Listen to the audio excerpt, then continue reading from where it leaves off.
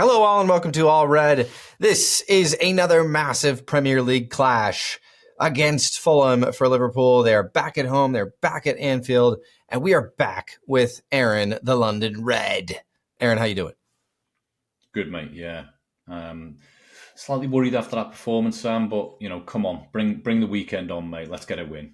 Bring the weekend on. Aaron's referring to Girona as Liverpool just defeated another European team in the Champions League. They are 6 for 6, top of the Champions League, the only perfect team in Europe. Absolutely incredible. Yes, a 1-0 win against Girona. Not what we wanted, but we love it nonetheless because Liverpool are flying in Europe. And I believe, Aaron, well, actually, no, I'm not sure quite yet, but I think we could be, by the end of this week, we could be through and secure top 8, which I think gives us a bye or something like that. We don't have to play several more games in the Champions League than necessary, which is fantastic. Chop a few games off and we can rest some players. Anyways, let's talk about Fulham coming to Anfield because this is the channel that is all Liverpool all the time. It's all red. Please hit that like button and consider subscribing as we continue to cover the absolute best club in world football. Aaron, Alisson looked really good against Girona. He is back. He is our number one. We send many thanks to Caoimhin Kelleher, who was fantastic, but it was really good to see Alisson back. I think the main difference for me, Aaron, was the distribution. The ability to now build from the back with Alisson. Obviously, he made some really good saves against Girona, but the ability to control, to distribute, and just to play out of the back, it gives us an extra player in possession. What'd you see from Alisson today? Yeah, just Alisson. Actually, didn't think he had to do a lot in terms of, stepping outside of comfort zone for Alisson. I think the only thing is because he is so good with his feet, Alisson, he tends to bring a lot more risk on because he delays that pass a little bit later, and he brings the attacking team on a little bit more to him, I suppose, to create the space, and that's where they find the gaps, and that's how they play through the middle of the park a little bit easier. Saves wise, he was excellent today. I thought he played really well in terms of saves. He made every good shot look easy to save. He had one accidental little pass where he put it out for a throw-in, but other than that, his distribution was good, his saving was good. Yeah, just looked like he hadn't missed a second. Yeah, looked really sharp. Looked good, really good. No doubt, Virgil van Dijk will be back in. Here's the first little shocker that we have on the team sheet. Probably not a huge shock, but Kwanzaa. Aaron, you think Kwanzaa starts alongside of Van Dijk? Tell us why. I just think Gomez has just got so many errors in him. In the last 2 games, Gomez, 1, 2, 3, 4, 5, just so many underhit passes back to the keeper where the attacking team ran onto the ball and where he's tried to play a more difficult ball, trying to cut through the lines. And he's just given it straight to the opposition and put us under pressure. And, I think he's caused us some problems recently. And I just think Kwanzaa makes less errors. I think if you were to pick out of the two of them, I'd rather see Kwanzaa up against Jimenez at the weekend, that kind of 6'3" and winning the headers. And he looks a lot more assured alongside Van Dijk.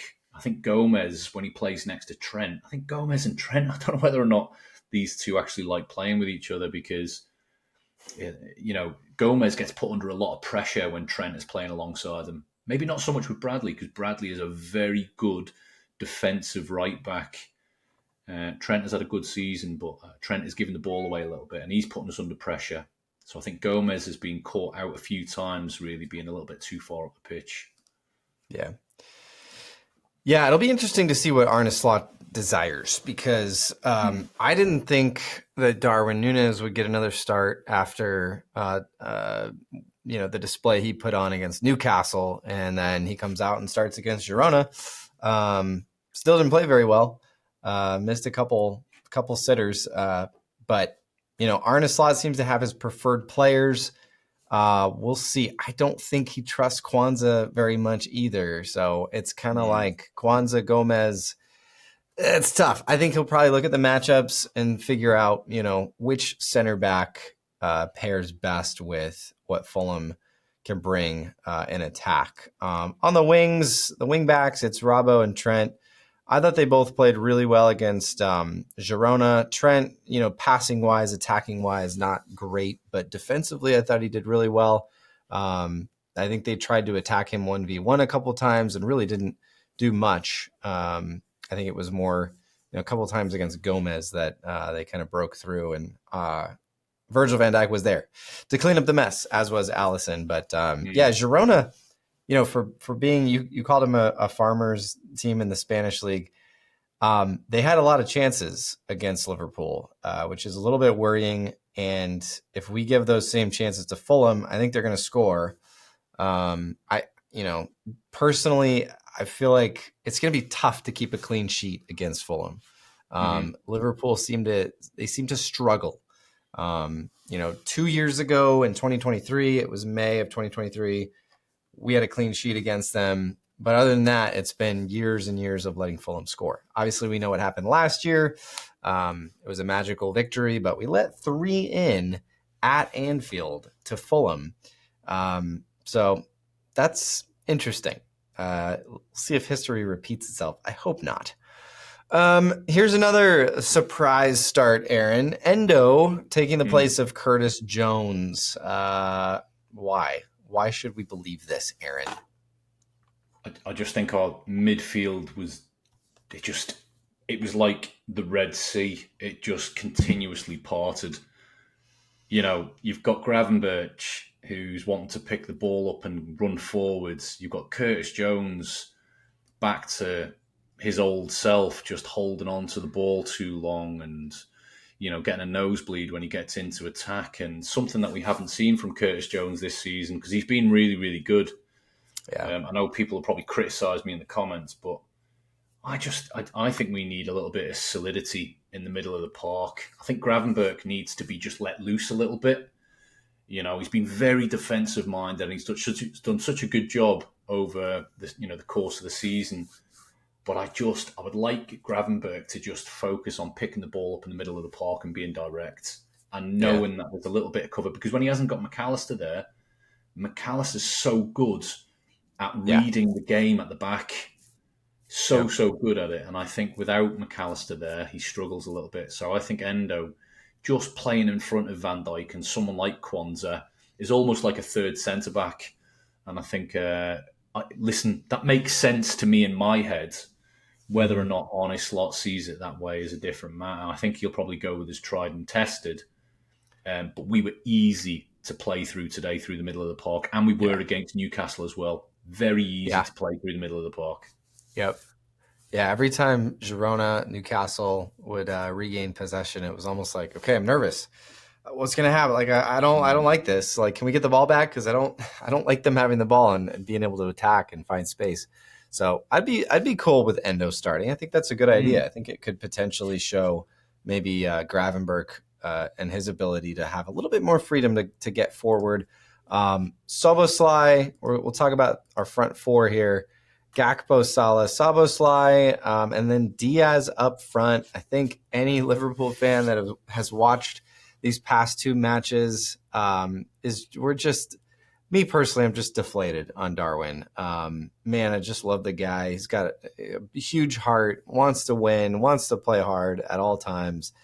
Today, I saw a lot of the carryover from Newcastle, and it was just like, man, we're just dealing with the same issues. And I think he's scoring even less this year than he has in the past.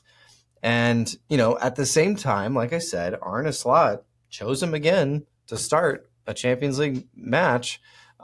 He's been the guy in Jota's absence, but man, I'm just not seeing it, Aaron. I'm just not seeing it with Darwin. I really do. I want the guy to succeed, but it's just not there.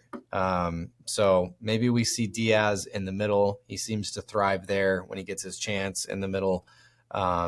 Slot doesn't do it often, but I wouldn't mind seeing this front three Gakpo looked really good when he came on against Girona. Some really good link-up play with Robertson as well, and I'd love to see him get a shot against a Fulham team where I kind of expect Fulham to go for it a little bit more than Girona. Girona was very, very compact. They were packing the box. It was clear their game plan, and Liverpool found it tough to break through. Obviously, we scored on a penalty, and the rest of the game was just kind of like nothing. So I'm expecting Fulham to try to go for it a little bit more, to maybe be a little bit more open. And I think Gakpo on that left side gives us a little bit more freedom to do that well. And then Diaz in the middle. He's a chaotic player, Diaz. And when there's chaos in the box, he thrives, he scores. So I like it. Aaron. I'm gonna throw out a score prediction here. I don't love it, but this is my gut. Okay. I'm gonna go Liverpool to score 3 and Fulham to score 2. Liverpool collect the 3 points in an edgy game. What do you think? We have to be better than that. Listen, you for me, you've gone for a win, which is great. I want Liverpool to win, and if we won 3-2, I'd still walk away, relatively happy. But to let 2 goals in would be a worrying sign for Liverpool, just in terms of how many goals were conceded in the league, Sam. 3 against Newcastle, albeit one was a bit of a freak goal at the end with Kelleher, unfortunately just reading the game slightly off. Alisson probably saves maybe one of them shots against Newcastle as well, maybe the Gordon shot. I don't know, mate. For me, I want to see us get back to a clean sheet. I'm going to go with a 2-0 Liverpool win. Oh, I like that. Well, I like that better than mine, but that's why I said I wasn't a big fan of mine, but that's just kind of my gut reaction. Fulham are in form, I would say, by Fulham standards. They've drawn to Spurs away. They've beaten Brighton at home, and then they drew to Arsenal at home. And so, yes, they have to come to Anfield, but I think they'll come in with a bit of confidence that they can kind of knock Liverpool off this perch a little bit. And my hope is that Liverpool come out strong. It's rare that we get to see a good first half from Liverpool. So my hope is that we can score and have a lead going into half. Is that too much to ask, Aaron? It might be. But let's come out. We're going to be at Anfield. I think we've played really well at Anfield recently.